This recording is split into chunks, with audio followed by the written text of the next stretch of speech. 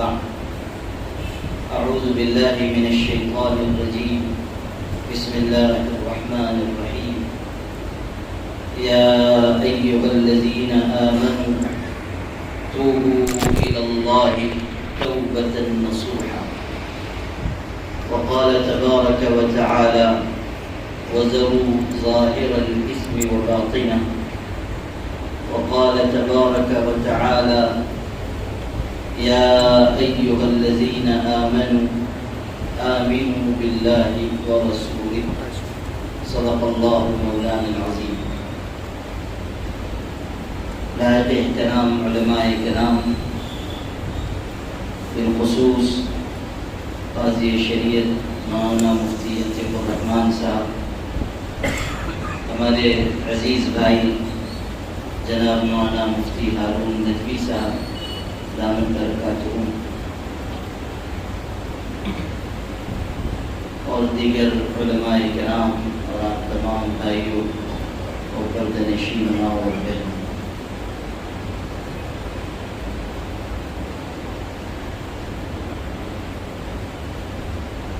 آل India Muslim personal لا board کی جانب سے اصلاح معاشرہ کا کام پورے ملک میں الحمدللہ تیزی کے ساتھ، تیز رفتاری کے ساتھ اور محنت کے ساتھ جاری ہے۔ دعا کیجیے کہ اللہ تعالیٰ اس اہم خدمت کو قبول فرمائے۔ اصلاً تو آپ حضرات کی خدمت میں اس لیے حاضر ہوئی ہے کہ آپ سب اس اہم مشن سے اور اس اہم خدمت سے جڑ جائیں۔ جن کی جو بھی صلاحیت ہے اس کے اعتبار سے اس کام میں ہر ایک شخص کو لگنا چاہیے۔ صلاحیتیں الگ الگ ہوتی ہیں، جیسے ہمارے مولانا مفتی ہارون صاحب ہیں، ان کی صلاحیت بولنے کی ہے، میڈیا کے کاموں کی ہے، اور اپنی اس صلاحیت کا وہ اچھا استعمال ملک کے لیے، ملت کے لیے کر رہے ہیں۔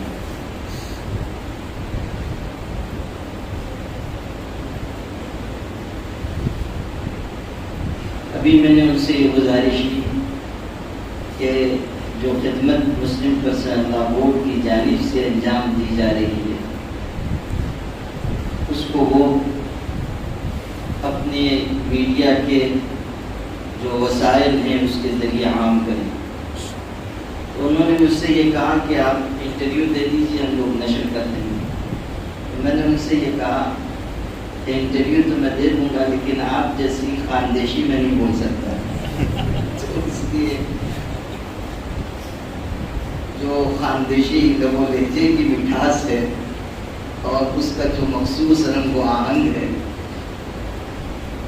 اس کے ساتھ اگر آپ بھی خبر نشر کریں گے تو وہ خبر پر اثر ہوگی۔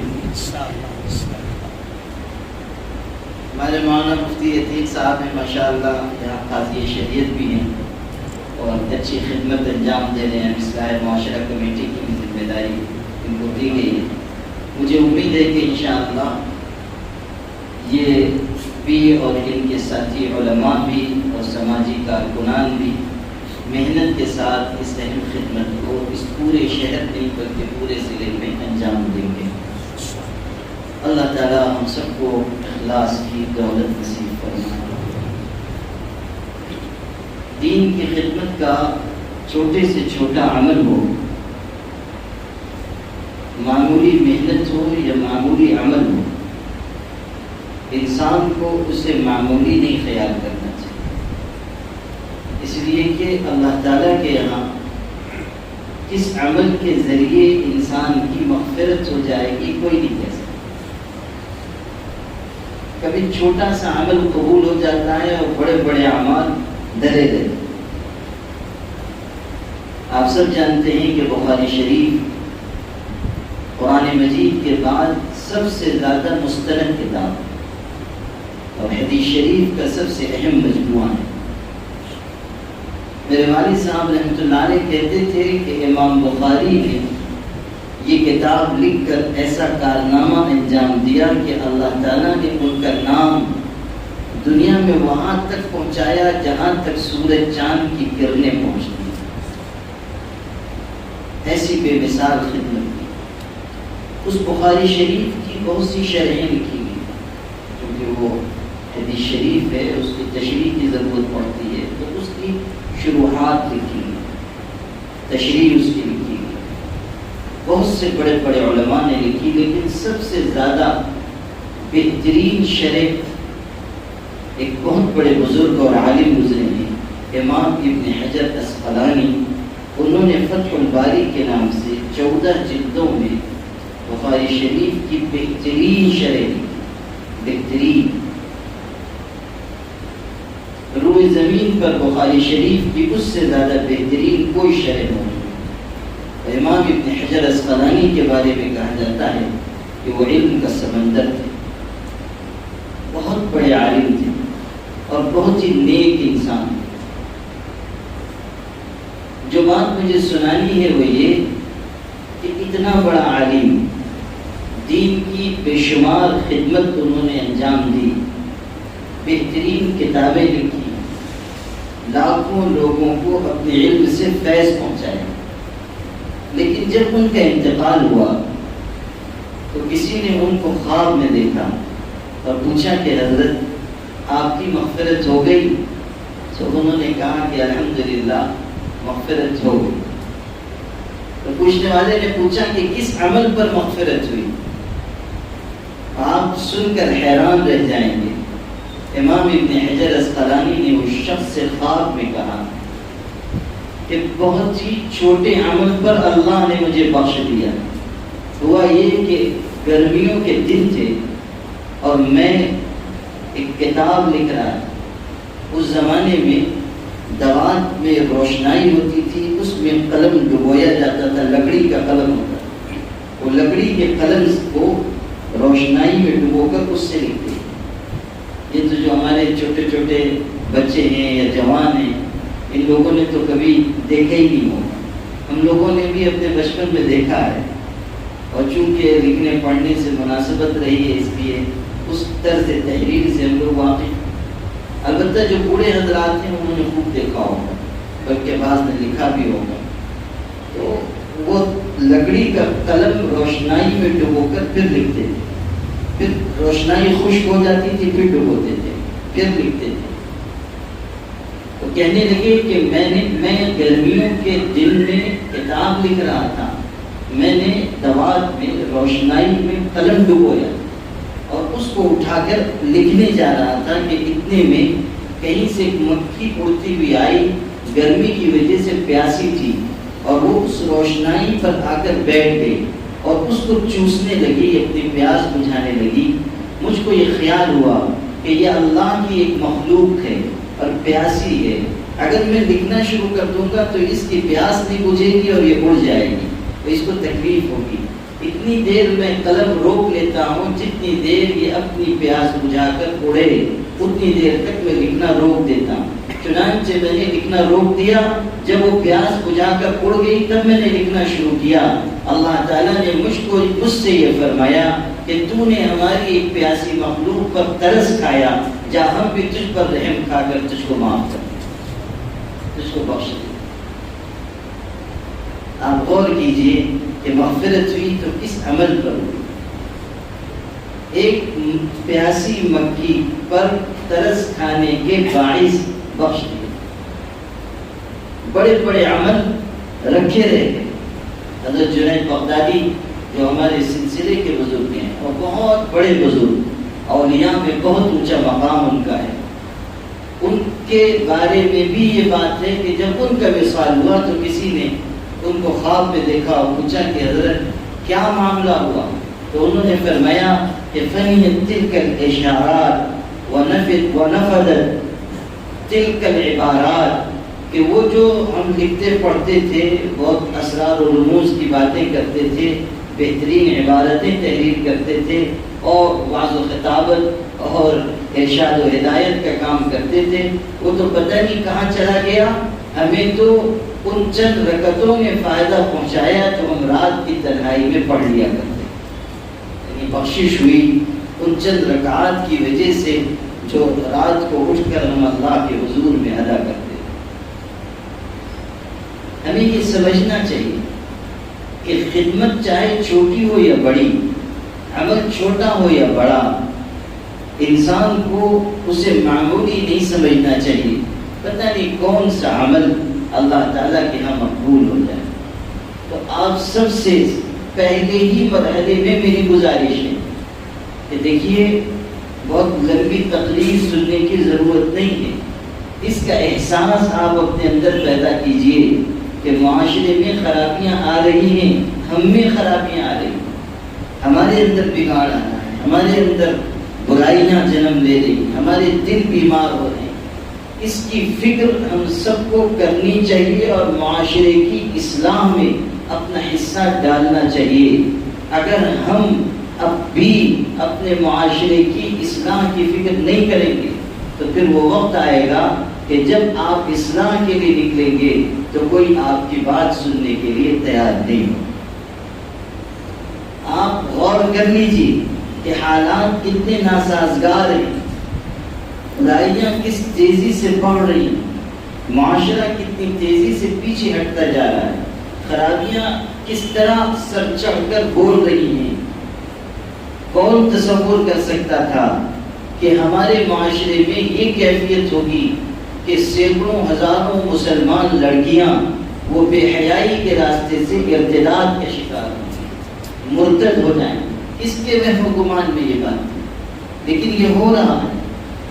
یہ سچائیاں ہیں جن سے ہم اپنی نگاہ چھپا نہیں سکتے۔ آپ کو میں کس طرح یہ بات سنا، لیکن صرف عبرت کے لیے عرض کرتا ہوں کہ ہم لوگوں تک یہ معلومات پہنچی۔ میں مولانا مفتی ہارون کو بھی سناتا ہوں کہ ہم لوگوں تک یہ بات پہنچی مصدقہ کہ فلاں بڑے ادارے میں شیخ الحدیث کے فرائض انجام دینے والے فلاں عالم، ان کی لڑکی صاحبزادی ایک دلت کے ساتھ ارتداد کا شکار ہو۔ مسلمان دیندار گھرانے میں پرورش پائے، مسلمان دینی خانوادے میں جنم لیا، اس نے عالم کی بیٹی ہے، باپ چھوٹا موٹا عالم نہیں، شیخ الحدیث ہے۔ یاد رکھیے گا، جب فتنے پنپتے ہیں، جب برائیاں دلوں پر اور بے حیائی انسان کی نگاہ پر پردہ ڈال دیتی تو پھر انسان کو کوئی چیز دکھائی نہیں دیتی کہ میرے اس عمل سے میرے خاندان کو کیا نقصان ہوگا، میرے معاشرے کو کیا نقصان ہوگا، میرے سماج کو کیا نقصان ہوگا۔ آپ یقین مانیے کہ ہم لوگ سماج میں کام کر رہے ہیں، پورے ملک میں ہم جاتے ہیں، قریہ قریہ قصبہ قصبہ جاتے ہیں، بورڈ کے خادم ہونے کی حیثیت سے لوگ اپنے یہاں کے حالات اور معاملات ہمیں بتاتے ہیں۔ ایسے ایسے سنگین واقعات ہو رہے ہیں کہ الامان والحفیظ۔ کل تک تو یہ تھا کہ بے حیائی تھی، زناکاری تھی، بے پردگی تھی، یہ سب گناہ کبیرہ ہے، یہ سب حرام کام ہے، لیکن اس سے کوئی شخص کافر نہیں ہوتا، اس سے کوئی شخص ایمان سے محروم نہیں ہوتا۔ کتنے ہی بڑا گناہ کوئی کر بیٹھے، جب تک وہ کسی گناہ کو حلال سمجھ کر نہیں کرے گا اس وقت تک وہ کافر نہیں ہوگا۔ اگر حرام سمجھ کر کوئی گناہ کر رہا ہے، بدکاری کرتا ہے، حرام سمجھ کر کرتا ہے، وہ گنہگار تو ہے مگر کافر نہیں، وہ فاسق تو ہے مگر کافر نہیں۔ لیکن اگر کوئی شخص بے حیائی کے راستے سے اپنے دین و ایمان کو چھوڑ کر دوسری سمت چلا جائے تو اس شخص کے کافر ہونے میں، مرتد ہونے میں کیا شک ہے۔ سینکڑوں بچیاں، ہزاروں بچیاں ان کے ایمان داؤ پر لگے ہوئے ہیں۔ ابھی 2 دن پہلے ایک اسی مہاراشٹر کے ایک علاقے سے، آپ کے قریب کا علاقہ ہے، میں نام نہیں لینا چاہتا، وہاں سے کالج میں پڑھنے والے جوان بچے آئے۔ پہلے سے انہوں نے مجھ سے وقت دیا، وہ آئے، انہوں نے کہا کہ ہم لوگ صرف اس لیے آئے ہیں کہ ہمارے کالج میں جو ہو رہا ہے اس کی تفصیل آپ کو بتائیں. پھر ان لوگوں نے جو وارداتیں سنائیں، جو واقعات سنائے، جو تفصیل بتائی، میں آپ سے اللہ کے گھر میں بیٹھ کر اس کا اختصار بھی، خلاصہ بھی ذکر نہیں کر سکتا. ہماری قوم کی بچیاں کس طرح بے حیائی کر رہی ہیں، کس طرح ان پر محنت کی جا رہی ہے، کس طرح ان کے ذہنوں کو غلط سمت میں موڑا جا رہا ہے اور بہت سی چیزیں استعمال کی جا رہی ہیں. مجھے تو یہ کہنے میں کوئی بات نہیں ہے کہ پیسے بھی خرچ کیے جا رہے ہیں، جذبات کو ورغلایا جا رہا ہے، سحر جادو تک کا استعمال کیا جا رہا ہے اور طرح طرح سے ان کو فتنوں میں مبتلا کرنے کی غیر معمولی کوششیں ہو رہی ہیں اور اس کے نتائج آ رہے ہیں. اور یہ صرف یہ نہ سمجھیے گا کہ یہ جو بیچاری کالج میں پڑھنے والی بچیاں ہیں صرف وہی مرتد ہو رہی ہیں. میں بھوپال گیا تھا، بھوپال کے مسلمانوں نے مجھ کو یہ بتایا، خواتین نے بتایا، مردوں نے نہیں، خواتین نے بتایا کہ ہمارے یہاں ایک گنجان مسلم محلے سے پچھلے 1 سال میں 100 سے زیادہ مسلمان عورتیں یعنی شادی شدہ بچوں والیاں وہ مرتد ہو گئی اور غیروں کے ساتھ چلی. 100 سے 1 سال کی مدت کے واقعات انہوں نے بتایا. اور یہ آپ کو 2-3 سال پہلے کی بات میں بتا رہا، ابھی تازہ بات نہیں بتا رہا، تازہ بات آپ کو نہیں بتا رہا، یہ اس وقت کی بات عرض کر رہا. ایک دینی تنظیم نے، جماعت نے سروے کیا دہلی میں، تو یہ معلوم ہوا کہ جو سڑک ایریاز ہیں یعنی جھوپڑ پٹی کے علاقے ہیں، غربت زدہ علاقے ہیں، وہاں کی لڑکیاں کوئی اسکول کالج میں نہیں پڑھ رہی، وہ غربت کی وجہ سے ان کو نشانہ بنایا گیا. اور نتیجہ یہ ہوا اس دینی تنظیم نے سروے کر کے رپورٹ دی تھی، اس پر باضابطہ میٹنگ ہوئی، علماء کو بلایا گیا، پورے ملک سے چنے ہوئے علماء کو بلایا گیا. انہوں نے جو اعداد و شمار دیے وہ یہ کہ 500 بچیاں جا چکی ہیں. صرف دہلی کے سڑک کے ریاض کی بات انہوں نے کی، چوپڑ پٹیوں کی بات کریں. آپ غور کیجیے کہ یہ صورتحال کتنی سنگین ہے اور ہماری بے حسی کس درجے کو پہنچی ہوئی، ہماری بے غیرتی کس عروج کو پہنچی ہوئی ہے. ہمارے اندر کیا یہ احساس نہیں جاگتا کہ یہ ہماری بچیاں جو ہماری بہنیں ہیں یا ہماری بیٹیاں ہیں یا ہمارے سماج کی عزت ہیں، ان کے ساتھ کس طرح کی سازش رچی جا رہی ہے اور کس طرح ان کو غلط راہوں پر ڈالا جا رہا ہے. اور یہ نہیں کہ صرف وہ چلی گئی اور اب سکون سے وہ رہ رہی ہیں. کتنے واقعات اخبارات میں آ چکے، سوشل میڈیا پہ آ چکے کہ وہ لڑکیاں جو جا چکی تھیں اب رو رو کر کہہ رہی ہیں کہ ہمارے ساتھ ایسا دھوکہ ہوا. 1 سال کے بعد ہم کو گھر سے نکال دیا گیا، 2 سال کے بعد ہم کو دودھ میں سے مکھی کی طرح نکال کر پھینک دیا گیا. کتنی لڑکیوں نے خودکشی کر لی اس لیے کہ سماج کا دروازہ تو بند ہو گیا، خاندان نے اپنا دروازہ بند کر دیا اور سماج اب ان کو قبول کرنے کے لیے تیار نہیں ہے. اور جہاں گئی تھی ان لوگوں نے بھی اس کو اپنے یہاں سے دھتکار کر بھیج دیا. اب وہ جائے گی تو کہاں، نہ واپس آ سکتی ہے نہ وہاں رہنے کا ٹھکانہ. تو اس نے یہ سمجھا کہ اب خودکشی کے علاوہ کوئی چارہ کار نہیں ہے، چنانچہ خودکشی کر کے مر گئی. ہمیں احساس تو کرنا ہوگا نا کہ یہ سب واقعات ہمارے سماج میں ہو رہے ہیں، ہمارے معاشرے میں ہو رہے ہیں. مسلمان کو باغیرت ہونا چاہیے، مسلمانوں کو دیوس نہیں بننا چاہیے. میں لفظ ذرا سخت استعمال کر رہا ہوں لیکن مجھے معاف کیجیے، اس لیے کہ حضور صلی اللہ علیہ وسلم نے یہی لفظ استعمال کیا ہے اس شخص کے لیے کہ جس کے اندر غیرت نہ ہو. دیوس کہتے ہیں ایسے شخص کو جس کے اندر احساس مر گیا ہو، غیرت مر گئی ہو، جس کے اندر بے شرمی گھس آئی ہو، جس کو یہ پرواہ نہ ہوتی ہو کہ میرے گھر کی عورتیں کہاں آ رہی ہیں، کہاں جا رہی ہیں، کن کے ساتھ اٹھ رہی ہیں، کن کے ساتھ بیٹھ رہی ہیں. ایسے شخص کو حدیث پاک میں دیوس کہا گیا.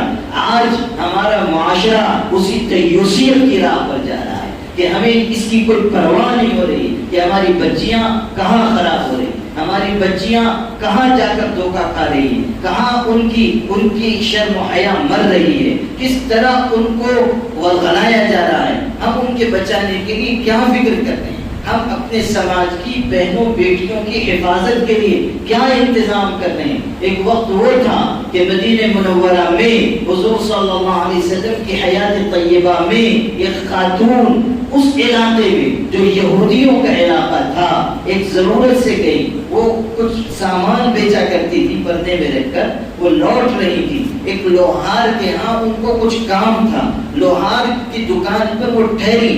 وہ علاقہ یہودیوں کا تھا، یہودیوں کی دکانیں تھی. ایک یہودی لوہار کے پاس جا کر انہوں نے کہا کہ مجھ کو فلاں سامان دے دو، اور وہ وہاں بیٹھ گئی اور اس نے وہ سامان نکالنا شروع کیا. یہ حجاب میں تھی، یہ پردے میں تھی. اس یہودی نے، یہودی بہت ہی خبیث قوم ہے، یہودیوں کے اندر بہت ہی فطرتاً بہت ہی زیادہ کمینگی ہوتی ہے، ان کے اندر بے شرمی اور بے حیائی ہوتی ہے. اسی لیے تو قرآن نے کہا لَتَجِدَنَّ أَشَدَّ النَّاسِ عَدَاوَةً لِلَّذِينَ آمَنُوا الْيَهُودَ وَالَّذِينَ أَشْرَكُوا وَلَتَجِدَنَّ أَقْرَبَهُم مَّوَدَّةً لِلَّذِينَ آمَنُوا الَّذِينَ قَالُوا إِنَّا نَصَارَى ذَلِكَ بِأَنَّ مِنْهُمْ قِسِّيسِينَ وَرُهْبَانًا وَأَنَّهُمْ لَا يَسْتَكْبِرُونَ. قرآن کے الفاظ میں سب سے بڑا کائنات کا سب سے بڑا دشمن اہل ایمان کا اگر کوئی ہے تو وہ یہودی ہے. سب سے زیادہ ان کے اندر دشمنی اور عداوت بھری ہوئی ہے. قد بدت البغضاء من افواههم وما تخفي صدورهم اکبر.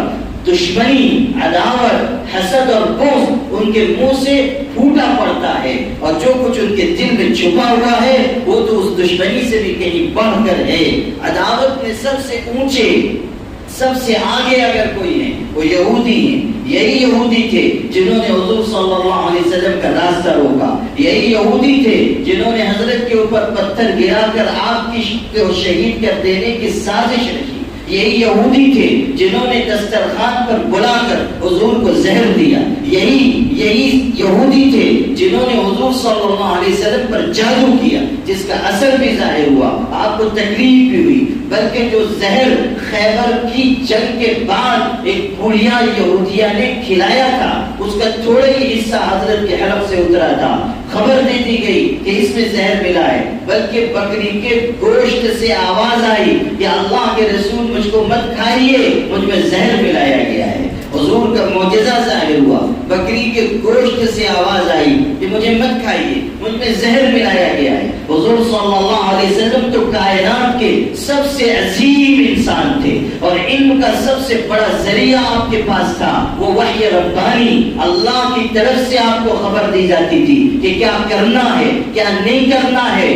آپ کی زبان سے کوئی بول نہیں نکلتا تھا مگر اللہ کے اشارے اور اس کے حکم کے بعد. وَمَا يَنْطِقُ عَنِ الْهَوَىٰ إِنْ هُوَ إِلَّا وَحْيٌ يُوحَىٰ. کہ حضور اپنی زبان سے کوئی جملہ نہیں کہتے مگر یہ کہ اللہ کی طرف سے آپ کو وحی کی جاتی، اسی کی بنیاد پر آپ بات کرتے. ایک صحابی تھے حضور صلی اللہ علیہ وسلم جو ارشاد فرماتے تھے وہ لکھ لیتے تھے، ہمیشہ لکھ لیتے تھے. کسی نے ان سے کہا کہ حضور کبھی کبھی ہنسی دل لگی کی بات بھی کرتے ہیں، تم ہر بات لکھ لیتے ہو.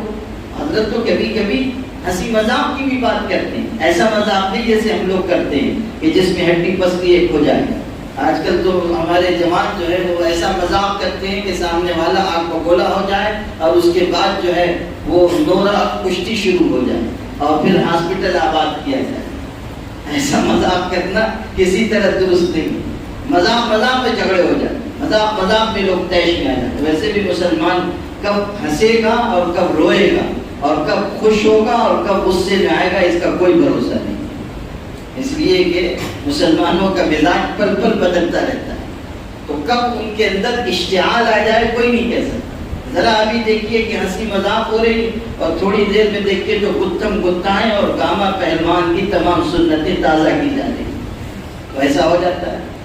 تو حضور صلی اللہ علیہ وسلم کا اور صحابہ کا مذاق اس طرح کا نہیں تھا کہ جس میں کوئی جھوٹ ہو یا کسی کی دل آزاری ہو یا کسی کو تکلیف پہنچے. حضور صلی اللہ علیہ وسلم تو بہت ہی اعلیٰ درجے کا مزاح فرماتے تھے، بہت ہی اونچی بات آپ ارشاد فرماتے تھے، دل لگی کی بھی بات ہوتی تھی۔ ایک موقع پر حضور صلی اللہ علیہ وسلم سے خاتون نے عرض کیا، بوڑھی عورت تھی، آ کر کہا کہ اللہ کے رسول میں جنت میں جاؤں گی۔ آپ نے فرمایا بڑھیا جنت میں نہیں جائے گی، بڑھیا جنت میں نہیں جائے گی، آپ یہ کہہ کر چلے گئے۔ وہ بیچاری خاتون اس نے سمجھا کہ پیغمبر کی زبان سے نکل گیا ہے کہ میں جنت میں نہیں جاؤں گی، وہ بیٹھ کے بیچاری رونے لگی۔ تھوڑی دیر کے بعد حضور آئے تو گھر کی خواتین نے کہا اللہ کے رسول آپ نے اس سے کیا کہہ دیا؟ بوڑھی خاتون سے وہ جب سے بیٹھ کر رو رہی ہے۔ کہا کیا ہوا؟ کہنے لگی گھر کی خواتین کہ وہ رو رہی ہے کہ حضرت نے کہہ دیا بڑھیا جنت میں نہیں جائے گی۔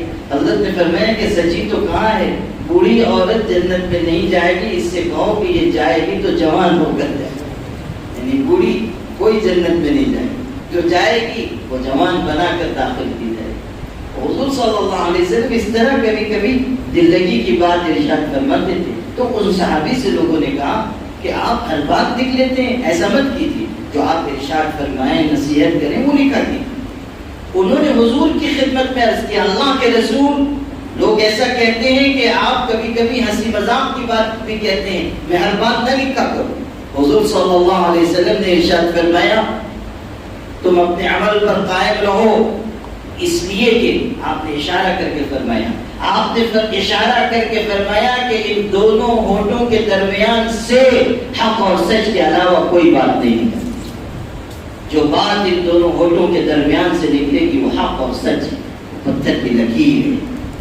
حضور صلی اللہ علیہ وسلم تو وہی بات کہتے تھے جو اللہ کا اشارہ ہو، اور وہی کرتے تھے جو اللہ کی پسند ہو۔ حضور صلی اللہ علیہ وسلم اپنی مرضی سے کوئی بات نہیں کہتے۔ وَمَا يَنطِقُ عَنِ الْهَوَىٰ إِنْ هُوَ إِلَّا وَحْيٌ يُوحَىٰ۔ تو حضور صلی اللہ علیہ وسلم کو وحی کا ذریعہ علم دیا گیا تھا، آپ کو بتا دیا جاتا ہے۔ چنانچہ گوشت میں سے آواز آئی کہ مجھے مت کھائیں، آپ نے اس کو چھوڑ دیا، لیکن تھوڑا حصہ آپ کے حلق سے نیچے اتر گیا تھا جس کی وجہ سے آپ بیمار ہو گئے، پھر ٹھیک ہو گئے۔ لیکن بعض محدثین نے یہ بات لکھی ہے کہ اخیر عمر میں پھر اس زہر کا اثر آپ پر ہوا، چنانچہ بعض محدثین نے باضابطہ یہ بات لکھی ہے کہ حضور صلی اللہ علیہ وسلم کو اللہ نے نبوت کا جو اعلیٰ مرتبہ عطا کیا تھا وہ تو عطا ہی کیا، اسی کے ساتھ ساتھ اللہ نے آپ کو شہادت کا درجہ دیا کہ اس زہر کے اثر کی وجہ سے آپ کی وفات ہوئی، آخر عمر میں پھر اس نے زور دکھایا۔ خیر جو بات میں عرض کرنا تھا کہ یہودی بہت ہی بدفطرت لوگ ہیں اور اسلام کے پکے دشمن۔ اب بھی دیکھ لیجئے کہ کس طرح دنیا میں اسلام اور مسلمانوں کے خلاف سازش رکھتے ہیں۔ تو وہ جو خاتون گئی اور پردے میں تھی یہودی کی دکان پر، وہ سامان نکالنے لگا، اس کو شرارت سوجی، اس نے یہ کیا کہ اس خاتون کا جو برقع تھا یا چادر تھی جس سے اس نے حجاب کر رکھا تھا، اس کو پیچھے سے کسی رسی سے باندھ دیا، اور اس ارادے سے کہ جب یہ اٹھ کر چلے گی تو اس کا پردہ کھل جائے گا، یہ بے پردہ ہو جائے گا۔ چنانچہ جب وہ خاتون اٹھ کر جانے لگی تو پیچھے سے رسی کھینچ گئی اور ان کی چادر یا حجاب اتر گیا اور ان کا چہرہ اور ظاہر ہو گیا۔ اس سے ان کو اتنی تکلیف ہوئی کہ انہوں نے آواز لگائی کہ میرے ساتھ برا برتاؤ کیا گیا، برا سلوک کیا گیا۔ قریب میں ایک مسلمان کی بھی دکان تھی، اس نے جب سنا کہ خاتون پکار رہی ہے وہ فوراً دوڑ کر آیا اور اس نے پوچھا کہ بہن کیا ہوا؟ تو اس نے کہا کہ میرے ساتھ ایسا ایسا اس یہودی نے کیا ہے۔ وہ مسلمان اتنا باغیرت تھا، اتنا باحمیت کہ غصے میں اس نے اس یہودی پر حملہ کیا اور اس یہودی کو ختم کر دیا، جہنم رسید کر دیا۔ غیرت تھی، ایک خاتون کو کی بے پردگی کی گئی تو ان کو برداشت نہیں ہوا، حملہ کیا اور اس کو ختم کر دیا۔ قریب میں جو یہودی تھے وہ سب دوڑ کر آئے اور انہوں نے دیکھا کہ اس مسلمان نے اس یہودی کو مار ڈالا، تو وہ سب نے اس مسلمان پر حملہ کیا اور مل جل کر اس مسلمان شخص کو شہید کر دیا، تو وہ مسلمان شہید ہو گئے۔ اب سنیے، حضور صلی اللہ علیہ وسلم کو اس واقعے کی خبر دی گئی کہ ایک مسلمان عورت کے ساتھ یہ سلوک ہوا اور پھر ایک مسلمان نے یہودی کے ساتھ یہ برتاؤ کیا تو یہودیوں نے ان کو شہید کر دیا. حضور کو خبر ملی آپ نے کیسی غیرت تھی, آپ نے کیا سبق امت کو دیا. آپ تشریف لائے اور آپ کا معاہدہ تھا اس یہودی قبیلے سے جو پورا یہودی قبیلہ آباد تھا, آپ کا معاہدہ تھا, لیکن آپ نے تشریف لا کر فرمایا کہ تم نے ایک خاتون کے ساتھ برا سلوک کر کے اور ایک مسلمان کو قتل کر کے اس معاہدے کو ختم کر دیا. اب کوئی معاہدہ ہمارے تمہارے درمیان باقی نہیں رہا اور آپ ایسے طاقتور ہو چکے تھے کہ آپ نے فرمایا تم کو اتنی مہلت دے رہا ہوں, اس مدت میں تم یہاں سے اٹھ کر چلے جاؤ, مدینہ منورہ سے باہر جاؤ. آپ نے چراوطن کیا پورے قبیلے کو کہ ایسے لوگ ہم مدینے کی سرزمین پہ برداشت نہیں کریں گے. آپ نے غیرت و حمیت کے ساتھ فیصلہ کیا کہ یہ پورا قبیلہ مدینے سے باہر جائے گا اور آپ نے چراوطن فرما دیا. غیرت کس کو کہتے ہیں, حمیت کس کو کہتے ہیں؟ ایک خاتون رومی سلطنت میں اس کو بے آبرو کیا گیا اور وہ اس وقت چلا رہی ہے واہ معتصمہ, ہائے معتصم بادشاہ, ہائے معتصم بادشاہ. اس زمانے میں مسلمانوں کا حکمراں عباسی خلیفہ معتصم باللہ تھا, اس کو پکارا کہ ہائے معتصم باللہ تم کہاں ہو. رومی سلطنت کا واقعہ تھا, لیکن وہاں سے کوئی شخص چل کر آیا اور اس نے بادشاہ معتصم کو پورا واقعہ بیان کیا کہ وہ خاتون جب اس کی عزت لوٹی گئی اور اس کو برسر بازار گھسیٹا جا رہا تھا تو وہ پکارتی تھی واہ معتصمہ, واہ معتصمہ, کہاں ہے معتصم باللہ, کہاں ہے معتصم باللہ. بس اتنا سننا تھا کہ معتصم باللہ غصے میں اپنے تخت سے کھڑا ہو گیا اور شدت طیش میں کانپنے لگا اور اس نے پکار کر کہا لبیک یا اختی, لبیک یا اختی, میری بہن میں حاضر ہوں, میری بہن میں حاضر ہوں. اس کے بعد رومی بادشاہ کو خط لکھا کہ او رومی کتے, تیرے علاقے میں ایک خاتون کے ساتھ یہ سلوک کیا گیا, تم اس کو آزاد کر دو اور میرے پاس آنے دو ورنہ میں لشکر لے کر چڑھائی کر دوں گا. بادشاہ نے یہ سمجھا, عیسائی بادشاہ نے یہ خیال کیا کہ ایک عورت کے لیے مسلمانوں کا بادشاہ کیسے لشکر لے کر آئے گا, لیکن جب اس کی طرف سے جواب نہیں ملا تو معتصم باللہ نے لشکر تیار کیا, چڑھائی کی, اینٹ سے اینٹ بجا دی, پورا علاقہ فتح کیا. جیل خانے میں وہ خاتون تھی, جا کر اس کو آزاد کروایا اور کہا کہ تو نے معتصم باللہ کو پکارا تھا, میں تیری خدمت اور تیری رہائی کے لیے حاضر ہوں. وہ خاتون آنسوؤں سے رو پڑی کہ آسمان کے نیچے زمین کے اوپر تجھ سے زیادہ باغیرت بادشاہ نہیں دے سکتے. یہ غیرت و حمیت تھی, مسلمانوں کا یہ کردار تھا. ایک طرف یہ نمونے ہیں اور دوسری طرف آج ہمارے اسی ملک میں, ہمارے شہر میں, ہماری بستیوں میں, ہمارے اضلاع میں, ہماری ریاست میں اس طرح کی وارداتیں ہو رہی ہیں کہ مسلمان بچیاں مرتد ہو رہی ہیں. ہم ان کے بچانے کی محنت نہیں کر رہے ہیں, ہمارے دل کے اندر تڑپ نہیں پیدا ہوتی, ہم اپنے خاندان تک کو بچانے کی فکر نہیں کر رہے ہیں. لڑکیاں کالجز میں پڑھ رہی ہیں, شوق سے پڑھیں, لیکن آپ نے کبھی سوچا کہ ہم نے ان کی دینی تعلیم و تربیت کا کیا انتظام کیا ہے, ہم نے ان کو کلمہ نماز کتنا سکھایا ہے, ہم نے اللہ اور اس کے رسول سے وفاداری کا کیا درس ان کو دیا ہے. کبھی آپ غور کرتے ہیں کہ ہم گھر میں کتنا وقت دے رہے ہیں, ہم اپنی آل و اولاد پر کتنا وقت صرف کر رہے ہیں. اچھے خاصے پڑھے لکھے دیندار گھرانوں میں بھی یہ مزاج نہیں ہے کہ ہم اپنے گھر کی خواتین کو, بچیوں کو وقت دیں, ان کو بتائیں کہ اخلاق کیا ہے, انسانیت کیا ہے, توحید کی عظمت کیا ہے, ایمان کا وقار کیا ہے, انسانیت کو کس طرح برتا جائے گا, اسلام کو کس طرح زندگی میں اتارا جائے گا, حیا اور شرم کی کیا قدر و قیمت ہے, ہم اپنے گھروں میں نہیں بتا رہے ہیں. یاد رکھنا, ہم میں سے ایک ایک شخص کو اپنے اپنے گھر کے بچانے کی فکر کرنی ہوگی. جب سیلاب آ چکا ہو تو ہر شخص کی ذمہ داری بنتی ہے کہ وہ سیلاب کے آگے بن پاتے. ہم میں سے ہر شخص اپنے گھر میں بہنوں کو یا باپ ہے تو بیٹیوں کو بٹھا کر بتائے کہ بچیوں, میری بہنوں, تمہارا سب سے قیمتی زیور حیا ہے, شرم ہے, عفت اور پاک دامنی ہے. اس کے بغیر اگر تم زندگی گزارو گی تمہاری زندگی صحیح نہیں ہوگی۔ حضور صلی اللہ علیہ وسلم کے دور کی مثالیں ہم تھے۔ لڑائی میں ایک صحابیہ کے جوان بیٹے شہید کیے گئے تھے، جوان بچہ شہید کر دیا جائے، ماں کے دل پر کیا گزرے گی، ماں کیسے صدمے میں ہوگی، لیکن وہ خاتون اپنے بچے کی شہادت کی خبر سن کر جنگ کے میدان میں حضور کی خدمت میں حاضر ہوئی، اس حالت میں کہ پورے پردے میں تھی، حجاب کر کے آئی۔ لوگوں کو حیرت ہوئی کہ جوان بیٹا شہید ہوا ہے، ہوش و حواس انسان کو بیٹھتا ہے اور یہ پورا پردہ کر کے آئی ہے۔ کسی کی زبان سے نکل گیا کہ اس ایسے سنگین وقت میں بھی آپ پردے سے ہیں، تو اس خاتون نے کیسا خوبصورت جواب دیا۔ ہماری جو بہنیں آئی ہیں، جو بچیاں آئی ہیں، وہ اس جملے کو اپنے دل پر نقش کر کے لے جائیں۔ کیسا قیمتی جملہ اس خاتون نے کہا، کہتی ہیں ان ارزا ابنی فلن ارزا حیائی، کیا ہوا اگر میں نے اپنی حیا کھوئی ہے، کیا ہوا کہ اگر میں نے اپنا بیٹا کھویا ہے، میں نے اپنی شرم و حیا اور عفت تو نہیں کھوئی، میں نے بیٹا کھویا ہے، میں نے اپنی شرم کا سودا نہیں کیا، میں نے اپنی حیاداری کا سودا نہیں کیا۔ یہ چیز سمجھنے کی یہ بہت ہی سنگین مسئلہ ہے جس پر اصلاح معاشرہ کے ضمن میں بھرپور توجہ دی جانی چاہیے۔ اس کے علاوہ بھی بہت مسائل ہیں۔ حرام مال کا لین دین بڑھ رہا ہے، سودی لین دین، رشوت کا لین دین۔ ایک آدمی ملازمت کر رہا ہے، 30,000 روپے تنخواہ ہے اور 4-5 سال نہیں گزرتے کہ 25 لاکھ روپے کا بنگلہ تیار، 20 لاکھ روپے کی کار میں چل رہے ہیں۔ اور صاحبزادے سے پوچھئے کہ جناب یہ پیسے کہاں سے آ رہے ہیں؟ وہ ارشاد فرماتے ہیں کہ حضرت اوپر کی آمدنی ہے، تنخواہ 30,000 اور مکان بن گیا 25 لاکھ کا، کہاں سے آ رہا ہے؟ اوپر کی آمدنی ہے۔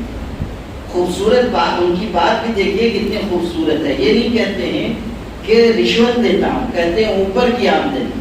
وہ کم وقت اوپر کی آمدنی کا کیا مطلب ہے؟ حضرت جبریل رات کو دے کے جاتے ہیں، نبی صاحب کہو کہ میں رشوت دیتا ہوں، حرام کھاتا ہوں، اپنی اولاد کو حرام کھلاتا ہوں۔ حضور صلی اللہ علیہ وسلم نے ارشاد فرمایا کہ جو شخص حرام مال اکٹھا کرتا ہے اور پھر حرام مال کے ذریعے حج کے لیے جاتا ہے، حج کے لیے جا رہا ہے، اتنا عظیم الشان فریضہ انجام دینے کے لیے جا رہا ہے، احرام باندھتا ہے اور پکارتا ہے لبیک اللہم لبیک، خداوندہ میں حاضر ہوں، میں حاضر ہوں۔ اللہ کی طرف سے فرشتے اس کو جواب دیتے ہیں لا لبیک ولا سعدیک وحجک مردود علیک، تیری لبیک قبول نہیں ہے اور تیرے لیے کوئی خوشبختی نہیں ہے، تیرا حج تو تیرے منہ پر مار دیا جائے، حج کا مردود علیہ۔ حرام مال کو ہم نے کچھ سمجھے، رشوت، سود، کسی کی زمین کا قبضہ کرنا، جھوٹ بول کر کمانا، خیانت کرنا، مسلمانوں یہ برائیاں ہمیں کہاں پہنچا رہی؟ حضرت مولانا احمد علی لاہوری رحمۃ اللہ علیہ جو بہت بڑے عالم گزری، بہت بڑے بزرگ، مفسر قرآن، جلیل القدر عالم دین، قرآن کی زندگی بھر اس شخص نے خدمت کی، عظیم الشان خدمت کی، احمد علی لاہوری۔ اور ایسے متقی شخص تھے کہ جب ان کا انتقال ہوا تو ان کی قبر سے خوشبو پھوٹ پڑی، قبر سے خوشبو پھوٹ پڑی اور کئی ہفتے تک خوشبو آتی رہی۔ بہت ہی احتیاط کرتے تھے وہ کھانے پینے میں، بلکہ آپ کو سناؤں شاید آپ کو حیرت ہو، ان کا انتقال اب سے صرف 60 سال پہلے ہوا ہے، لیکن اتنی پرہیزگاری اس زمانے میں انہوں نے اختیار کی تھی کہ حرام مال جانے دیجیے، مشتبہ مال جانے دیجیے، کبھی کسی بے نمازی عورت کے ہاتھ کا بنا ہوا کھانا بھی نہیں کھاتے۔ ایک مرتبہ ان کے ایک مرید نے بہت اہتمام سے ان کو دعوت دی، وہ قبول نہیں کرتے تھے لیکن دعوت دی، بہت اصرار کیا تو حضرت چلے گئے اور اس نے یقین دلایا کہ حضرت میرا مال بالکل حلال ہے، میں ایسے کماتا ہوں، فلاں کرتا ہوں۔ حضرت کو بھی کچھ اطمینان ہوا، وہ چلے گئے، گھر گئے، کھانے کے لیے دسترخوان پر بیٹھے اور ایک لقمہ انہوں نے اٹھایا، اس کے بعد پھر دوسرا لقمہ نہیں اٹھایا، ویسے ہی بیٹھے رہے۔ جب دیر گزر گئی تو صاحب خانہ جو ان کے مرید تھے انہوں نے کہا کہ حضرت آپ کھانا تناول فرمائیے، بس آپ نے ایک لقمہ کھایا ہے۔ ارشاد فرمائے کہ نہیں، میں یہ کھانا نہیں کھا سکتا۔ اس نے کہا حضرت بالکل حلال کمائی کا کھانا ہے، ایک پیسہ بھی اس میں حرام یا مشتبہ مال کا نہیں ہے، بالکل حلال کھانا ہے۔ ارشاد فرمایا کھانا تو حلال کا ہے، لیکن اس کھانے سے بے نمازی ہاتھوں کی بدبو آ رہی ہے، بے نمازی ہاتھوں نے کھانا بنایا ہے۔ تحقیق کی گئی تو پتہ چلا کہ جو مرید تھے ان کی والدہ نے کھانا بنایا تھا اور والدہ نمازی تھی۔ آپ غور کیجئے کہ اللہ نے کیسا ان کے اندر کیسی قوت پیدا کی تھی، ایک لقمہ کھایا اور اندازہ ہو گیا کہ بے نمازی ہاتھوں نے کھانا بنایا ہے۔ اللہ نے ان کو قوت ادراک عطا کی، بہت بڑے شخص تھے۔ جو بات آپ کو سنانی ہے وہ یہ کہ وہ ارشاد فرمایا کرتے تھے کہ امت کی خرابیوں، اس بات کو بہت دھیان سے سنیے گا، بہت بڑی بات انہوں نے کی، تجربے کی بات کہی۔ انہوں نے کہا کہ امت کی خرابیوں اور برائیوں کا 80% حصہ صرف اور صرف حرام مال کھانے کی وجہ سے ظہور میں آتا ہے۔ خرابیاں اور برائیاں 80% حرام مال یا مشتبہ مال کی پیداوار۔ غور کر لیجیے کہ کیسی بات ہے۔ آج شکایت ہوتی ہے ہماری دعائیں قبول نہیں ہو رہی، کیسے قبول ہوگی جب ہم حرام مال کھا رہے ہیں یا مشتبہ مال کھا رہے ہیں؟ ہماری حالت تو یہ ہے کہ کہتے ہیں جو آ رہا ہے بس آنے دو، چاہے جہاں سے آئے جیسے آئے بس آنے دو۔ وہ ہے نا ہمارے غیر مسلم بھائیوں میں ایک بابا ہیں، آپ سب ان کو بہت اچھی طرح پہچانتے ہیں، پہلے یوگا سکھاتے تھے، آج کل تجارت کرتے ہیں۔ اور ان کا صحیح تعارف معلوم کرنا ہوگا تو مفتی ہارون صاحب سے پوچھیے، وہ بہترین خاندشی میں ان کا تعارف کرائیں اور بہترین اوصاف صفات ان کے سارے، بلکہ وہ کرتوت بھی ان کے بیان کریں گے جو خود بابا کو نہیں معلوم ہے۔ تو وہ سارا ان کا نام اعمال جو ہے فرشتوں سے تھوڑی دیر کے لیے وصول کر کے لے آئیں گے۔ وہ بہت مشہور بابا ہیں، مسجد میں اچھا نہیں ہے کہ ان کا نام لیا جائے۔ تو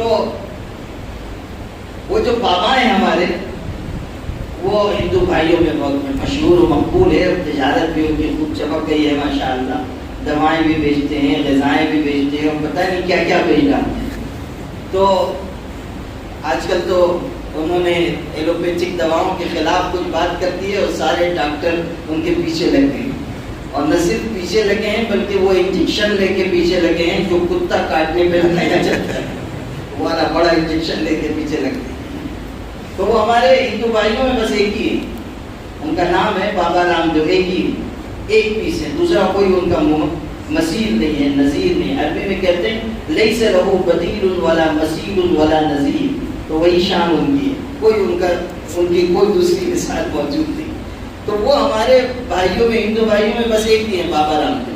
لیکن میں یہ کہتا ہوں کہ ادھر تو بس وہ ایک ہی پیس ہے، ون پیس، لیکن مسلمانوں میں ان کے مقابلے میں بہت سے بابا آن دیو ہیں، وہ رام دیو ہیں، ادھر آن دیو ہیں۔ یہ آن دیو جو ہیں ان کا حال یہ ہے کہ جو آ رہا ہے بس آنے دو، جو آ رہا ہے بس آنے دو، جیسے بھی آئے، جتنا بھی آئے، حلال کا آئے کہ حرام کا آئے، مشتبہ آئے، سب آنے دو۔ یہ صورتحال یقیناً ایسی ہے کہ جس کی وجہ سے ہمارا معاشرہ سخت دشواریوں کا شکار ہو رہا ہے۔ ہر شخص کو اس کا خیال رکھنا چاہیے کہ وہ کہاں سے کھا رہا ہے اور کیا کھا رہا ہے۔ ہماری غذا حلال ہونی چاہیے، عقل حلال، محنت کی کمائی کھائیے۔ بخاری شریف میں ہے، حضور صلی اللہ علیہ وسلم نے ارشاد فرمایا کہ بہترین غذا جو انسان استعمال کرتا ہے وہ اس کے ہاتھ کی کمائی ہے۔ اور حضرت داؤد کا ذکر کیا، حضرت داؤد علیہ السلام اپنے ہاتھ کی محنت کی کمائی کھاتے تھے۔ حضرت داؤد علیہ السلام زرع بناتے تھے اور بیچتے تھے، اور وہ آمدنی استعمال کرتے تھے۔ تو حضور نے ان کی تعریف فرمائی کہ داؤد علیہ السلام اپنے ہاتھ کی کمائی، حلال کمائی استعمال کرنا۔ قرآن میں کہا گیا یا ایھا الرسل کلوا من الطیبات واعملوا صالحا، اے پیغمبرو پاکیزہ چیزیں کھاؤ اور اچھے اعمال انجام، پاکیزہ چیزیں کھاؤ، اچھے اعمال انجام دو۔ مفسرین نے لکھا ہے دونوں جملوں میں جوڑ ہے، ایک جملہ دوسرے جملے سے جڑا ہوا ہے، اور اس طرح جڑا ہوا ہے کہ اللہ تعالیٰ یہ بتانا چاہ رہا ہے کہ جب تم حلال غذا استعمال کرو گے تو خود بخود تم سے اچھے اعمال صادر ہوں، خود بخود اچھے اعمال تمہارے جسم سے صادر ہوں۔ جب غذا اچھی جائے گی اچھا عمل بھی جائے گا، اور جب غذا اچھی جائے گی تو تمہاری دعائیں بھی اللہ قبول کرے گا۔ ہمارے بزرگوں نے کہا ہے کہ جب انسان، اس جملے کو دھیان سے سننا، اتنی بڑی بات کہی، ہمارے مشائخ نے لکھا ہے، کہا ہے کہ جب انسان اپنا تعلق اللہ تعالیٰ سے درست کر لیتا ہے تو اس کے لیے اتنی دعا بھی کافی ہو جاتی ہے جتنا کھانے میں نمک کافی، یعنی مختصر سے بھی وہ دعا کرے گا، جب جملے وہ کہے گا تو اللہ تعالیٰ اس کی دعا میں ایسی تاثیر رکھے گا کہ دعا لبوں سے نکلی اور عرش کو جا کر اس نے چھو لیا۔ جب انسان اپنا تعلق اللہ سے مضبوط کر لے گا، یہ کیفیت کرتا ہے۔ جب عقل حلال ہوگا، صدق مقال ہوگا، زبان سے سچی بات نکل رہی ہے، کھانا اندر اچھا جا رہا ہے، اچھے اور بھلے کاموں میں انسان لگ رہا ہے، پھر اللہ کے ہاں اس کا وزن ہوگا، اللہ کے ہاں اس کی قدر و قیمت ہوگی، اللہ تعالیٰ اس کی بات کو ٹالے گا نہیں۔ امام سفیان ثوری رحمۃ اللہ علیہ کتنے بڑے امام تھے، کتنے بڑے بزرگ تھے۔ منصور کا زمانہ تھا، خلیفہ منصور، وہ ظالم بادشاہ اور بہت ظلم کرتا تھا، تو امام سفیان ثوری جو بہت بڑے عالم تھے اور بزرگ تھے، وہ تنقید کرتے تھے کہ تو غلط کر رہا ہے اور یہ ظلم کا کام کر رہا ہے۔ چونکہ عالم تھے، اپنی ذمہ داری انجام دیتے۔ بادشاہ بہت ناراض رہتا تھا اور چاہتا تھا کہ ان کو قتل کر دے، لیکن موقع نہیں پاتا تھا۔ ایک موقع ایسا آیا کہ بادشاہ نے طے کر دیا کہ اب ان کو میں سولی پہ لٹکا دوں گا، پھانسی دے دوں گا۔ چنانچہ اعلان ہو گیا کہ سفیان ثوری کو قتل کیا جائے گا، اور خلیفہ منصور مکہ مکرمہ کی طرف سفر کر کے آ رہا تھا۔ اس نے اپنے سپاہیوں کو آگے بھیجا کہ جاؤ تم آگے جا کر سولی کے لیے لکڑی لگا دو، یعنی جس طرح پھانسی دی جاتی تھی اس کا انتظام کرو۔ سپاہیوں کو بھیج دیا اور اعلان ہو گیا کہ سفیان ثوری کو بادشاہ کے آتے ہی پھانسی دی جائے گی۔ اور اس وقت سفیان ثوری رحمۃ اللہ علیہ حرم کعبہ میں، خانہ کعبہ کے پاس لیٹے ہوئے تھے۔ اعلان ہو چکا ہے کہ پھانسی ہوگی، لیکن اس اللہ کے بندے کا توکل دیکھیے، اس کا یقین دیکھیے، اللہ کی ذات پر اعتماد دیکھیے، ان کا بھروسہ دیکھیے کہ وہ لیٹے ہوئے ہیں۔ اور ان کی اس وقت کی کیفیت یہ ذکر کی جاتی ہے کہ امام سفیان ابن عیینہ، یہ بھی بہت بڑے عالم اور محدث گزرے، ان کی گود میں حضرت امام سفیان ثوری کا پیر تھا، لیٹے ہوئے تھے اور اتنے بڑے بزرگ نے ان کا پیر اپنی گود میں رکھ رکھا تھا۔ جو علماء قدردان ہوتے ہیں، جو ایک دوسرے کی عظمت کو پہچانتے ہیں، وہ اس طرح کا سلوک کرتے ہیں۔ اور سر ان کا حضرت فضیل ابن عیاض کی گود پہ تھا، اتنے بڑے بزرگ، وہ سرہانے بیٹھے ہیں اور پائتانے یہ بیٹھے ہوئے ہیں، پیر ان کی گود میں، سر ان کی گود میں، اطمینان سے بیٹھے ہوئے ہیں۔ اور ادھر بادشاہ قریب آتا جا رہا ہے اور پھانسی کا وقت تنگ ہوتا جا رہا ہے۔ لوگوں نے کہا حضرت وہ آ جائے گا اور آپ کو پھانسی ہو جائے گی، آپ اتنے اطمینان سے بیٹھے ہوئے ہیں۔ او لیٹے رہے۔ جب اور قریب آنے کی اطلاع ملی منصور کے تو وہ اٹھے، اٹھ کر گئے خانہ کعبہ کے پاس، خانہ کعبہ کی چوکھٹ انہوں نے تھامی اور دعا کے چند جملے کہے اور واپس آ گئے۔ اللہ کے اس بندے کا توکل دیکھیے، اللہ کے ہاں اس کا مقام دیکھیے، خدا تعالیٰ کے ہاں ان کا درجہ دیکھیے۔ وہاں سے لوٹ کر آئے، ارشاد فرمایا منصور مکہ مکرمہ میں داخل نہیں ہو سکے گا، منصور مکہ مکرمہ میں آ نہیں سکے گا۔ منصور کی سواری لشکر کے ساتھ چلی آ رہی ہے مکہ مکرمہ کی طرف، اور پھانسی دینے کا سامان اور انتظام ہو چکا ہے، لیکن مکہ مکرمہ کے قریب اس کی سواری کو ٹھوکر لگی، بادشاہ سواری سے گرا اور گرتے ہی مر گیا۔ اس شخص کی زبان سے جو بات نکلی تھی کہ منصور مکہ مکرمہ میں داخل نہیں ہو سکے گا، اللہ نے اس کی بات کو سچ کر کے دکھایا۔ یہ ہے کہ جب اللہ سے تعلق ہوگا تو خدا کی اس طرح مدد آئے گی۔ جب انسان خدا سے مانگے گا تو اللہ تعالیٰ کی طرف سے قبولیت لبک کر آئے گی۔ لوگوں اچھی غذا استعمال کرنا سیکھو، اپنے اندر اچھے اخلاق پیدا کرو، لوگوں کے ساتھ محبت اور تواضع کے ساتھ پیش آؤ، گھر کی زندگی کو بہتر بناؤ۔ ہماری بہنیں بھی آئی ہیں، آپ لوگ بھی ہیں، ہمارے گھروں کی زندگی کتنی مشکل ہوتی جا رہی ہے، کتنے معاملات پیدا ہو رہے ہیں۔ آئے دن واقعات سننے کو ملتے ہیں. طلاق ہو گئی. کس بات پہ طلاق ہوئی؟ معمولی بات. جب تحقیق کیجئے تو پتہ چلتا ہے بہت چھوٹی بات تھی، لیکن ہوتا کیا ہے، شوہر نے کچھ کہا، بیوی نے کچھ کہا، پھر شوہر نے غصے میں کچھ کہا، بیوی نے کچھ کہا. وہ ایسا نہیں ہے کہ پرانے زمانے کی بیویاں ہیں بیچاری کے سن لیں گی اور چپ ہو جائیں گی. یہ بھی کہتی ہیں کہ ہم 21ویں صدی کی ہیں اور چنگیز خان کی براہ راست اولاد ہیں، اس لیے اگر شوہر کچھ کہے گا تو ہم سے حساب کتاب کا جواب سنے گا. اور وہ ادھر سے بھی گولہ باری، ادھر سے بھی گولہ باری، ادھر سے رائفل چل رہی ہے، ادھر سے کلاشنکوف چل رہی ہے. نتیجہ یہ نکلتا ہے کہ دونوں طرف سے جب حجت بڑھتی ہے تو شوہر کے ہاتھ میں تو سب سے بڑی رائفل دی گئی ہے نا. وہ کہتا ہے کہ اب تمہاری خیر نہیں ہے، اور پھر وہ 3 گولیاں چلاتا ہے طلاق کی غصے میں. طلاق طلاق طلاق. اور اس کے بعد وہ جو تڑ بول رہی تھی خاتون، وہ بیچاری رونے دھونے بیٹھ جاتی ہے. اور وہ شوہر جب اس کا غصہ اترتا ہے تو وہ آ جاتا ہے مفتی عتیق الرحمان صاحب کے پاس، مفتی ہارون صاحب کے پاس. وہ کہتا ہے کہ حضرت وہ کچھ راستہ نکالیے، بہت غصے میں تھا، طلاق ہو گئی. بلکہ میں نے تو تمہیں سے کہا بھی نہیں تھا، میں نے تو تیز سے کہا تھا طلاق، تو اس لیے نہیں ہوئی نا، آپ کوئی راستہ نکالتے. یہ بھی ہوتا ہے. آگے ہمیں کو سمجھاتے ہیں کہ حضرت وہ جو ہے نا طلاق جو ہے وہ توئی سے میں نے نہیں کہی بلکہ تیز سے کہی. نہیں پڑھی نا. ارے اللہ کے بندے، جتنا پڑھانا تھا وہ تو تم پڑھا چکے ہو. اس کے بعد جو چلے آئے ہو، اب ہم کہاں سے راستہ نکالیں؟ اور چاہتے یہ ہو کہ ہم لوگ راستہ نکالیں اور خود جائیں جہنم میں اور تم جاؤ جنت میں. یہ نہیں ہونے والا. طلاق دے دیتے ہیں، پھر مولویوں کا کام کھاتے ہیں.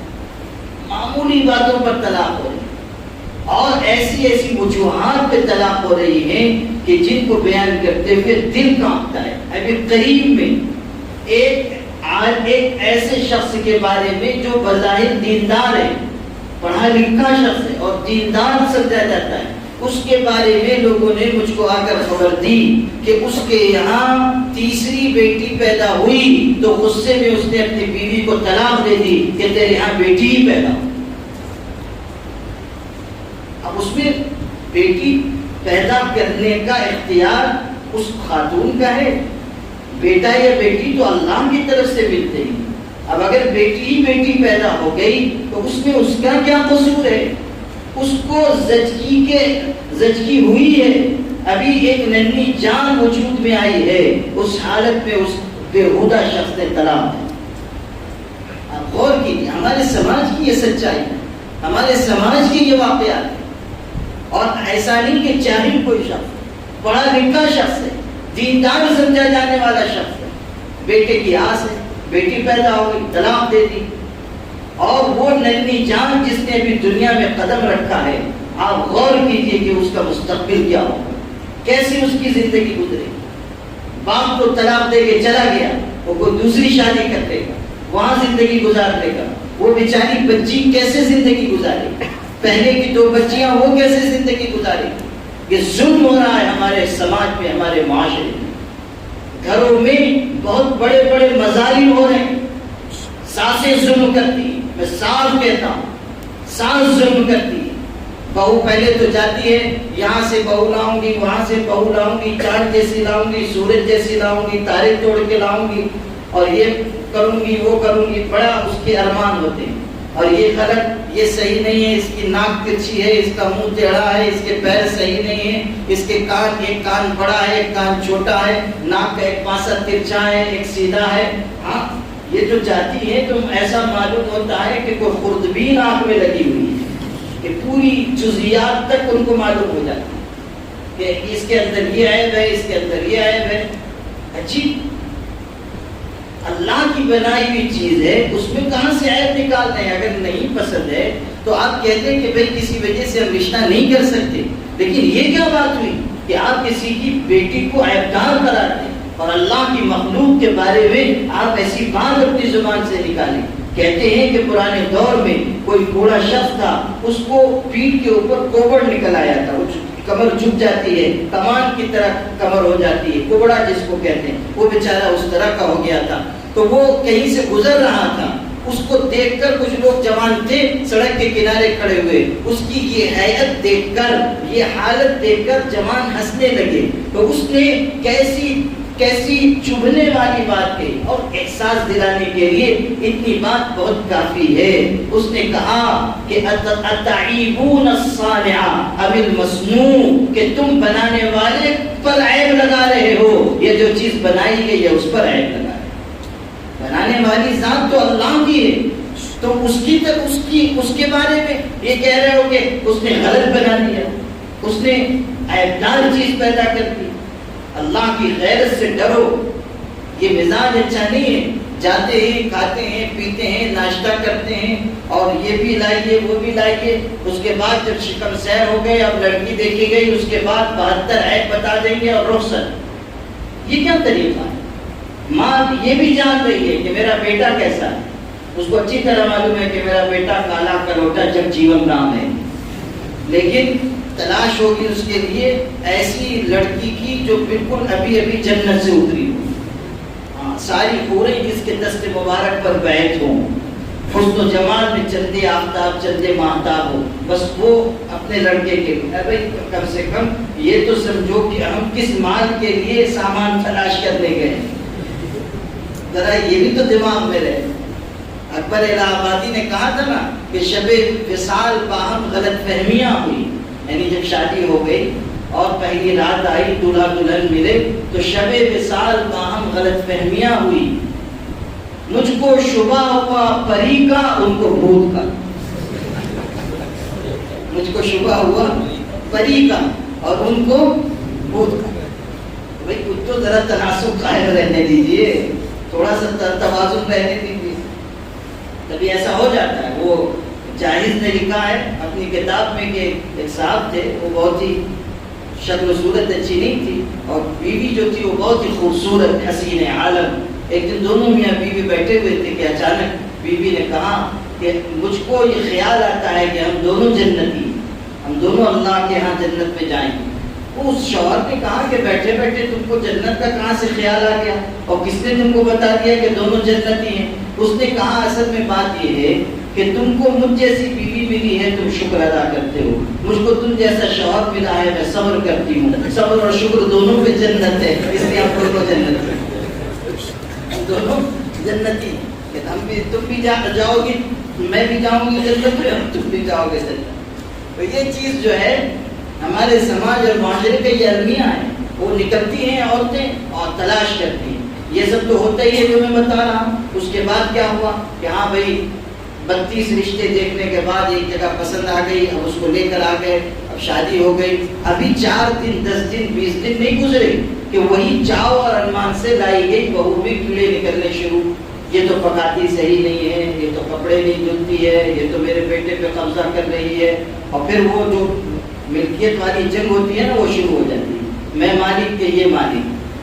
بیوی سمجھتی ہے کہ میں مالک اپنے شوہر کی، ماں سمجھتی ہے کہ میں نے تو اس کو پال پوس کے بڑا کیا ہے اور میں نے اس کو اپنا دودھ پلایا، پورے جگر پلایا، میں نے پرورش کی، اس لیے میں گھر کی مالک، یہ مالک ہے یہ مالک. وہ ہے نا کہ فقیر نے آواز لگائی کچھ دے دو، اور اس نے کہا خاتون نے، گھر کی بڑی بھی نے، کہ جاؤ بابا اللہ کے لیے معاف کرو. وہ بیچارہ آگے بڑھ گیا، تھوڑی دور تک جا چکا تھا کہ بہو نے پیچھے سے پکارا، بابا ادھر آؤ، واپس آؤ. اس نے سوچا کہ بڑھیا جو ہے بہت کنجوس ہے، بہو جو ہے نئی زمانے کی بیچاری بڑی سخی ہے، بلا رہی. امید لے کے گیا کہ کچھ ملے گا. جب یہ پہنچا وہاں تو کہنے لگی، بہو کہنے لگی، بابا اللہ واسطے معاف کرو. وہ تو غصے میں آ گیا کہ بھائی جب مجھ کو معاف کرو پہلے ہی کہہ دیا گیا تھا، میں گلی کے کونے تک چلا بھی گیا تھا، پھر کیوں آواز دے کے مجھ کو بلایا جب یہی کہنا تھا کہ معاف کرو. تو اس نے کہا کہ میں تو پہلے ہی جا چکا تھا، پہلے ہی جواب مل گیا، میں جا چکا تھا، تم نے دوبارہ کیوں بلایا؟ تو اس نے کہا کہ یہ جو کہا تھا کہ بابا معاف کرو، یہ میری ساس نے کہا تھا، وہ گھر کی مالکن تھوڑی ہے، مالکن تو میں ہوں. جب میں کہوں گی بابا معاف کرو تب تم جاؤ. ملکیت کا جھگڑا، میں مالک کہ یہ مالک. اچھا اس میں شہید جو ہوتا ہے وہ بیچارہ عبد المالک. جی ہاں، وہ جو بیچ میں ہے نا، ادھر جائے تب بھی مشکل، ادھر جائے جب بھی مشکل. بیوی کی طرف جھکے تو ماں ناراض اور ماں کی طرف جھکے تو بیوی ناراض، اور دونوں طرف سے بیچارہ پستا ہے. یہ مالک کا جھگڑا جو ہے وہ عبد المالک کے سر پہ نزلہ گرتا ہے. یہ صحیح مزاج نہیں ہے. ہمارے گھروں میں یہ ظلم نہیں ہونا چاہیے. میں آپ سے بہت صاف عرض کرتا ہوں کہ ہمارے گھروں میں قوت ہونی چاہیے، محبت ہونی چاہیے، لوگ مل جل کر رہیں، ایک دوسرے کا احترام کیا جائے، ایک دوسرے کی قدر کی جائے، ساس کی جو عظمت ہے وہ اسے دی جائے، بہو پر جو شفقت ہونی چاہیے وہ کی جائے، دوہرا معیار نہ اختیار کیا جائے کہ اپنی بیٹی کے لیے کچھ، اپنی بہو کے لیے کچھ۔ یہ مزاج ہمارے معاشرے میں نہیں ہونا چاہیے۔ اسلام نے یہ سکھایا ہے کہ ہر ایک کو عزت سے جینے کا اختیار دو۔ جب شادی ہو گئی، میاں بیوی وہ بن گئے، ان کو کچھ آزادی دو، ان کو سلیقے سے جینے دو، ان کو اپنی زندگی گزارنے دو۔ ہر بات میں ماں باپ کو دخیل ہونا صحیح نہیں ہے، ہر بات میں مداخلت کرنا درست نہیں ہے۔ ایک معاشرتی زندگی ایسی ہونی چاہیے کہ جو بہترین زندگی ہو، جینے کا، رہنے کا موقع دیا جائے۔ گھر میں بہو بھی اپنے گھر والوں کی خدمت کرنا اپنا فرض سمجھے اور اس کو شفقت اور محبت سے مالا مال کر دیا جائے کہ وہ اپنے گھر سے زیادہ اس گھر کو اہمیت دے۔ یہ ہمارے سماج میں ہونا چاہیے۔ اس کے علاوہ ہمارے سماج میں عصبیت کا فتنہ پیدا ہو گیا، ذات برادری کا فتنہ۔ میں نے صبح بھی گفتگو میں کہا تھا کہ جاہلیت کے فتنوں میں سے بہت بڑا فتنہ برادری واد کا فتنہ ہے۔ یہ اس ذات کے ہیں، یہ اس ذات کے، یہ اس برادری کے، یہ اس برادری کے۔ کتنی بچیاں صرف اس برادری واد کی وجہ سے گھروں میں بیٹھی ہوئی بوڑھی ہو رہی، لیکن ہم نے اس برادری کے اور اس ذات پات کے نظام کو اس طرح مسلط کر دیا ہے کہ اچھے اچھے رشتے ٹھکرائے جاتے ہیں صرف برادری کے نام۔ یہ کہاں کا تماشا ہم لے کر آئے کہ فلاں برادری کے ہم سے نیچی برادری ہے اس لیے ہم یہاں رشتہ نہیں کریں۔ ہرگز یہ مت کیجیے۔ حضور صلی اللہ علیہ وسلم ارشاد فرما رہے ہیں کہ جب کوئی رشتہ آئے تمہارے یہاں جس کے دین پر، اخلاق پر تم رضامند ہو تو شادی کر دیا کرو۔ الا تفعلوا تكن فتنة في الارض وفساد عريض، اگر تم ایسا نہیں کرو گے تو زمین میں بہت بڑا فتنہ اور فساد ہے۔ حضور ارشاد فرما، ہم کیا کرتے ہیں کہ نہیں یہ برادری الگ، یہ ذات الگ، یہ خاندان الگ، ہم تو اونچے ہیں۔ کس نے کہا آپ اونچے ہیں؟ قرآن تو کہہ رہا ہے یا ایھا الناس انا خلقناکم من ذکر وانثى وجعلناکم شعوبا وقبائل لتعارفوا ان اکرمکم عند اللہ اتقاکم ان اللہ علیم خبیر۔ ارشاد ہوا ایک ماں باپ کی تم اولاد ہو، یہ سب ذات پات کے برادری کے جھگڑے ختم کرو۔ یہ خاندان، یہ برادریاں صرف تعارف کے لیے، صرف پہچان کے لیے ہیں، اور تم میں سب سے زیادہ اللہ کی نگاہ میں عزت والا وہ ہے جو سب سے زیادہ اللہ سے ڈرنے والا۔ یہ معیار قرآن نے، یہ برادری واد جو ہے اس کو ختم کیجیے، اپنے سماج سے اس کو کھرچ کر پھینک دیجیے۔ ایک اللہ کے بندے بن کر آپس میں بھائی بھائی بن کر زندگی گزاریے۔ یہ عیب جوئی، یہ غیبت، یہ چغلخوری، ان سب سے اپنے آپ کو الگ رکھیے۔ اور انڈیا مسلم پرسنل لا بورڈ نے یہ جو تحریک چلائی ہے، اصلاح معاشرہ کی تحریک، اس کا یہی مقصد ہے کہ گھر کی زندگی ٹھیک ہو، باہر کی زندگی ٹھیک ہو، تجارت اچھی ہو، حلال مال ہم کمائیں، اجتماعی کاموں میں حصہ لیں، خرچ کرنے کا مزاج بنائیں، اور جو بھلائی کی باتیں ہو سکتی ہیں ان کو اپنی زندگی میں لائیں، اور جو ارتداد کا فتنہ ہے اس کے اوپر ہم قدم لگائیں۔ شادیوں کو آسان کریں، شادی کے مہنگا ہونے کی وجہ سے بھی ارتداد کے واقعات پیش آئے، تو شادیوں کو ہمیں آسان کرنا ہو، سادہ کرنا ہو۔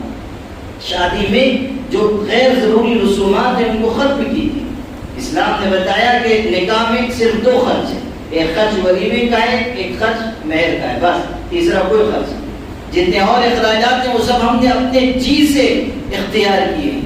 یہ جو رسمیں ہیں، جوتا چڑھایا جا رہا ہے، ہلدی لگائی جا رہی ہے، منگنی کی جا رہی ہے، سہرا پہنایا جا رہا ہے، وہ بیچارہ سہرے میں ایسا ملبوس چلا آتا ہے، ہم لوگ تو خوب نکاح پڑھاتے ہیں نا، وہ ایسا ملبوس چلا آ رہا ہے کہ نظر ہی نہیں آتا ہے کہ یہ کون سی مخلوق ہے، انسان ہے کہ جنات ہے، اور اگر انسان بھی ہے تو مذکر ہے، مؤنث ہے، یا کوئی تیسرے طبقے سے تعلق رکھنے والا ہے، پتہ ہی نہیں چلتا، پورا سر سے پیر تک وہ سہرے میں۔ یہ سب جوان ہے نا، یہ شادی کرتے ہیں وہ 15,000 کا سہرا، 20,000 کا سہرا، توبہ توبہ توبہ۔ ہمارے مرشد اور ہمارے مفتی صاحب کے بھی مرشد تھے حضرت مولانا سید محمد ولی صاحب رحمانی، اللہ تعالیٰ ان کو جنت نصیب فرمائے، طریق رحمت فرمائے۔ اس امت پر ان کے بہت احسانات ہیں، ہم لوگوں پر جو ان کے نیازمند تھے، مرید تھے، عقیدت کش تھے، ان پر بال بال پر ان کا احسان ہے. خدا تعالیٰ علیہ میں ان کو جگہ عطا فرمائے. بہت بڑے شخص تھے. خود ایک موقع پر ارشاد فرمایا کہ میں نکاح پڑھانے کے لیے گیا کسی بڑے شہر میں. کوئی عقیدت مند تھے، وہ لے کر کے کہنے لگے میں بیٹھا نکاح پڑھانے کے لیے. اچھا مزاج ان کا بہت سخت تھا، بہت روکتے ٹوکتے تھے، جلال مزاج میں. تو کہنے لگے نوشا جو آ کر بیٹھا تو میری نظر پڑی، اس کی گھڑی بہت چمک دمک والی تھی. تو مجھ کو یہ خیال ہوا کہ اس نے مہنگی گھڑی لی ہے، فضول خرچی کی.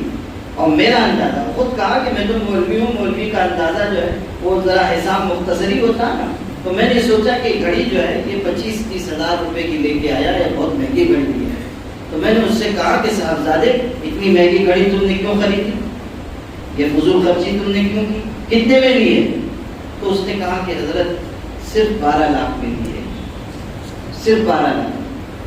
اور میں تو 52 لاکھ والی لینے والا تھا، لیکن مجھ کو معلوم تھا کہ آپ نکاح پڑھانے آ رہے ہیں اور ٹوکیں گے، اس لیے میں نے 12 لاکھ کی لی. اس میں بھی احسان جتا دیا.